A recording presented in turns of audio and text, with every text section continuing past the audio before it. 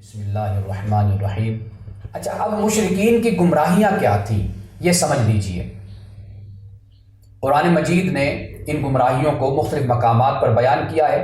پہلے میں ایک تعارف بیان کروں گا، پھر اس کے بعد میں قرآن کی آیات اور ترجمے کے ساتھ میں بات کروں گا۔ پہلی گمراہی تو ان میں شرک تھی۔ اگر ہم قرآن مجید کو پڑھیں تو ہمیں آپ یوں سمجھیے کہ تین قسم کے شرک ہیں جن سے اللہ تعالیٰ نے منع کیا ہے۔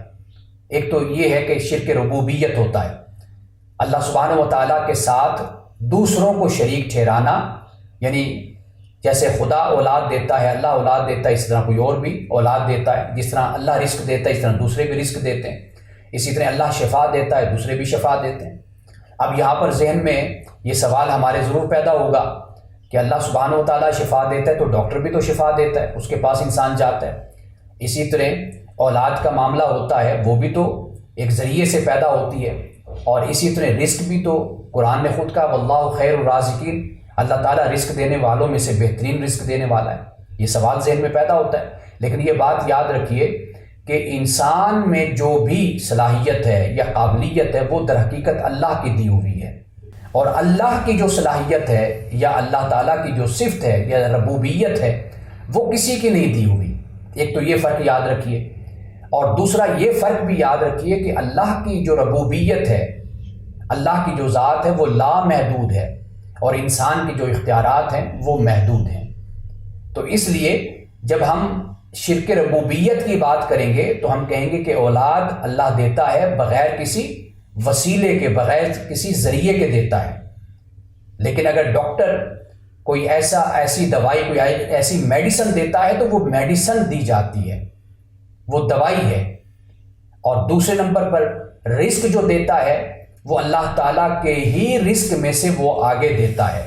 اللہ سبحانہ و تعالیٰ نے جب یہ فرمایا کہ اللہ رزق دینے والوں میں سے بہتر رزق دینے والا ہے، تو اس سے مراد یہی ہے کہ بندے جو رزق دیتے ہیں وہ خدا کے دیے ہوئے رزق میں سے دیتے ہیں، لیکن اللہ کو کوئی نہیں دیتا کہ جس میں سے اللہ دے۔ ایک تو یہ شرک ربوبیت ہوتی ہے۔ مشرکین اللہ تعالیٰ کے ساتھ دوسروں کو اولاد دینے میں، رزق دینے میں، شفا دینے میں، دعاؤں کو سننے میں اور ان چیزوں میں اور ان اعمال میں دوسروں کو شریک کرتے تھے، یہ شرک ربوبیت ہے۔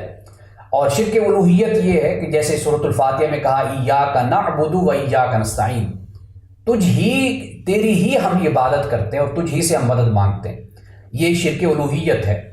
یعنی وہ کیا کرتے تھے؟ اللہ کے ساتھ دوسروں کو شریک ٹھہراتے اور دوسروں کی پوجا اور پرستش کیا کرتے تھے۔ اور تیسری قسم شرک کی، یہ قرآن مجید کو پڑھنے کے بعد شرک کی یہ مختلف صورتیں، یہ مختلف پہلو ذہن میں آتے ہیں۔ تیسری تھی شرک اسماء اور صفات کی، یعنی اللہ تعالیٰ کی صفات میں کسی کو شریک ٹھہرانا، کہ جیسے اللہ تعالیٰ رازق ہے، اللہ تعالیٰ رحیم ہے، اللہ تعالیٰ وہاب ہے، لیکن اللہ سبحانہ و تعالیٰ اگر رحیم ہے تو لامحدود ہے، انسان اگر رحیم ہے تو وہ محدود ہے۔ اللہ تعالیٰ کی رحیمیت کسی جذبات کے پیش نظر نہیں ہے، اس میں کوئی اتار چڑھاؤ نہیں ہے۔ انسان کی جو رحیمیت ہے اس میں اتار چڑھاؤ ہے۔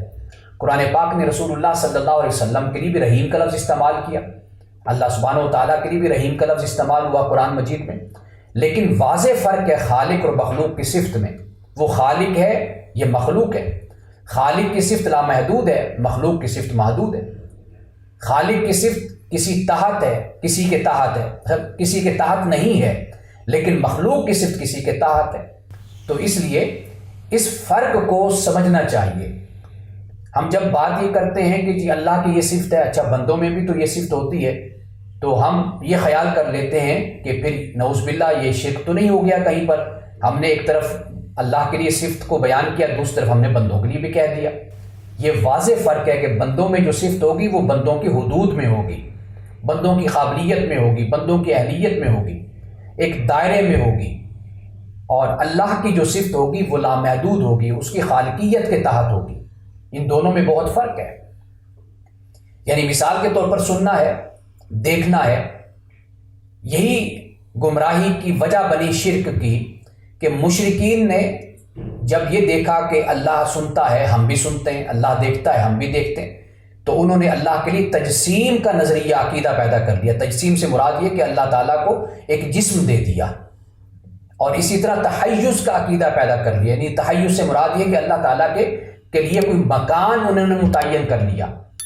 اللہ تعالیٰ جب کہتا ہے کہ وہ استوا ہوا عرش پر، تو اس سے مراد یہ نہیں ہے کہ کوئی عرش ہے، کوئی تخت لگا ہوا ہے جہاں پر خدا بیٹھتا ہے، بلکہ اس سے مراد یہ ہے کہ یہ بات ذہن میں رکھو، سورۃ طٰہٰ میں بیان کیا گیا کہ ایک خالق وہ ہوتا ہے کہ جو مخلوق کو پیدا کرنے کے بعد اس سے بالکل جدا ہو جاتا ہے، لیکن اللہ کی ذات وہ ہے کہ اس نے مخلوق کو پیدا کیا لیکن پھر اس سے بے پرواہ نہیں ہوئی۔ یعنی انسان کی مثال سب کے سامنے، اللہ اگر انسان کو پیدا کرنے کے بعد انسان کی ربوبیت نہ کرتا تو انسان تو ہلاک ہو جاتا، برباد ہو جاتا، یہ کائنات ختم ہو جاتی۔ تو اللہ سبحانہ و تعالیٰ نے انسان کو پیدا کیا، پھر وہ کائنات کو پیدا کیا، وہ پھر عرش پر مکین ہوا، استوا ہوا۔ اس سے مراد یہ ہے کہ پھر اس نے اس کائنات کے نظام کو اپنے کنٹرول میں لے لیا۔ اگر وہ کنٹرول میں نہ لیتا تو یہ کائنات ختم ہو جاتی۔ تو اللہ سبحانہ و تعالیٰ نے پیدا کرنے کے بعد پھر اس کے نظام کو چلایا، وہ اب تک چلا رہا ہے اور قیامت تک چلاتا رہے گا۔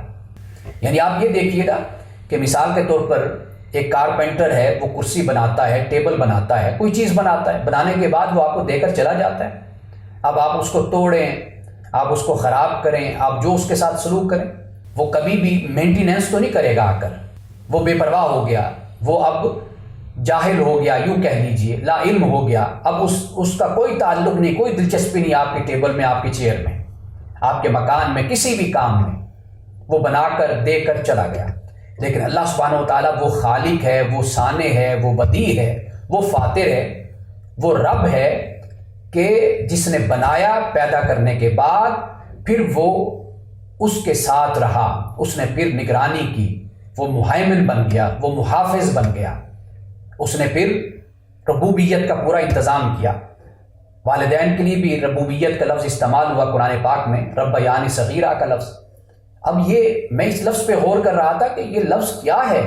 اللہ سبحانہ و تعالیٰ نے اپنے آپ کو رب کہا، تو میں نے ایک نیا معنی، ایک نیا مفہوم اس کا سمجھا۔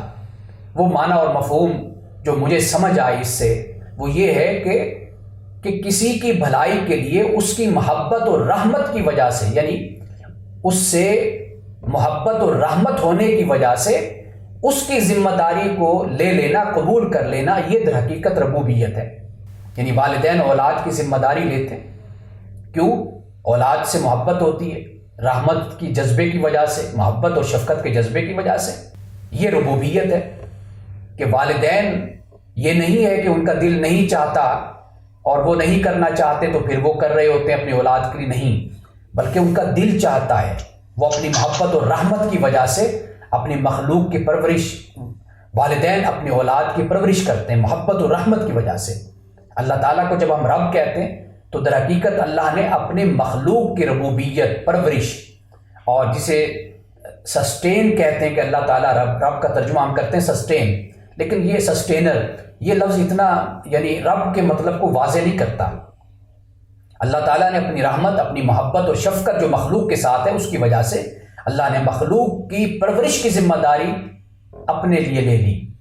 اور رب کا مطلب یہ ہوتا ہے کہ جو امپرفیکشن سے پرفیکشن کی طرف لے کر جاتا ہے، جو آغاز سے انجام اور کمال کی طرف لے کر جاتا ہے۔ آپ دیکھ لیجئے کہ انسان پیدا ہوا، بچہ تھا، کس طرح اللہ سبحانہ و تعالیٰ نے اس بچے کے رزق کا انتظام کیا ماں کے دودھ کی شکل میں۔ جیسے جیسے وہ بڑا ہوتا گیا، اس کا سٹومک مضبوط ہوتا چلا گیا، اسی طرح اس کے لیے رزق کا اہتمام کیا گیا۔ تو یہ سب کچھ صفت ربوبیت کے تحت ہوتا ہے۔ تو اللہ تعالیٰ کی جب صفت کو اللہ تعالیٰ کی ذات کے آئینے میں ہم سمجھنے کی کوشش کریں گے تو پھر ہمیں پتہ چلے گا کہ اس کی جو صفت ہے وہ لامحدود ہے، اس کی کوئی حد نہیں ہے۔ انسان میں جو صفت ہے وہ محدود ہے۔ اللہ سبحانہ و تعالیٰ نے انسان کے لیے اپنی صفت کا حکم دیا کہ یہ تم اپنے اندر پیدا کرو، تم بھی رحیم بنو، تم بھی کریم بنو، تم بھی محبت کرنے والے بنو، تم بھی لوگوں کو رزق دو، لوگوں کا خیال کرو، یہ اللہ سبحانہ و تعالیٰ نے فرمایا۔ لیکن مخلوق جو بھی صفت اپنے اندر پیدا کرے گی وہ اپنے دائرے میں رہ کر پیدا کرے گی۔ تو مشرکین یہاں پر بھی بھٹک گئے اور گمراہی کا شکار ہو گئے تھے۔ یہ شرک ہے۔ اب اس کے بعد جو دوسری گمراہی تھی یہ میں نے آپ کو بتا دیا کہ شرک کی 3 قسمیں ہیں، یعنی شرک ربوبیت، شرک الوہیت اور شرک اسماء و صفات۔ یہ 3 قسمیں قرآن مجید کو پڑھنے کے بعد ہمیں سمجھ آتی ہے کہ قرآن کس پہلو سے بات کر رہا ہے شرک کے موضوع پر۔